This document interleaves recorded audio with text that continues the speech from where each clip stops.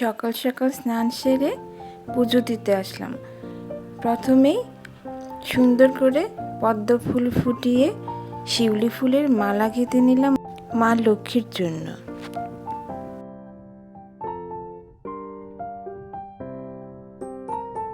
আজ যেহেতু সোমবার, বাবা ভোলানাথকে জল ঢেলে তারপর সুন্দর করে ঠাকুর সাজিয়ে আগে পুজো দিয়ে নিচ্ছি। সকালের বাল্যভোগ দেওয়ার পর আস্তে আস্তে আমি এবার লক্ষ্মী পূজার আয়োজন শুরু করলাম।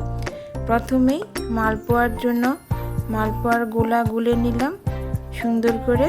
এটা আমি সাইডে রেখে দিয়ে এবার আমি লুচির জন্য সুন্দর করে লুচির গোলা মথে নিলাম। সব কিছু রেডি করে আমি সাইডে রেখে দেব। তারপর চলে গেলাম আমি চুলায়। সুন্দর করে হালুয়াটা তৈরি করছি। লালচে করে আগে সুজিগুলো ভেজে নিলাম, তারপর দুধ দিয়ে সুন্দর করে হালুয়াটা তৈরি করে নিলাম। তারপর ঘি দিয়ে থালে বিছিয়ে বরফি করে কেটে নিলাম। তারপর আমি ধীরে ধীরে আস্তে আস্তে মোয়া, লাড়ু, সন্দেশ সব তৈরি করে নিলাম। আমি আজকে উপোস করে ঠাকুর ঘরে কাজ করছি, আর মেয়ে ওদিকে রান্না চড়িয়ে দিয়েছে। হয়ে গেছে ইলিশ মাছ ভাজা, বড় মাছ ভাজা, তারপর মাংস, ইলিশ পোলাও, চাটনি, আরও কত কি।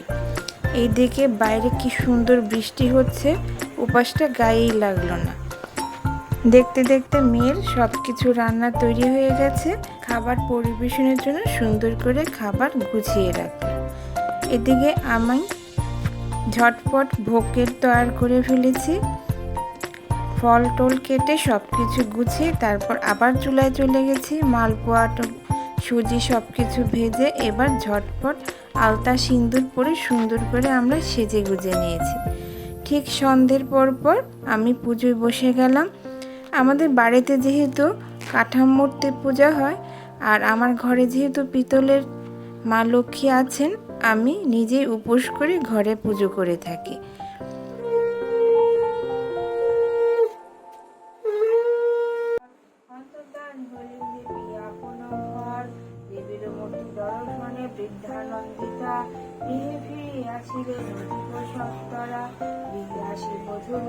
পাঁচালি পরে পুজো শেষ করলাম, আর মার কাছে প্রার্থনা করি সবাই যেন সুখ সমৃদ্ধিতে থাকে। আবারও দেখা হবে। টাটা।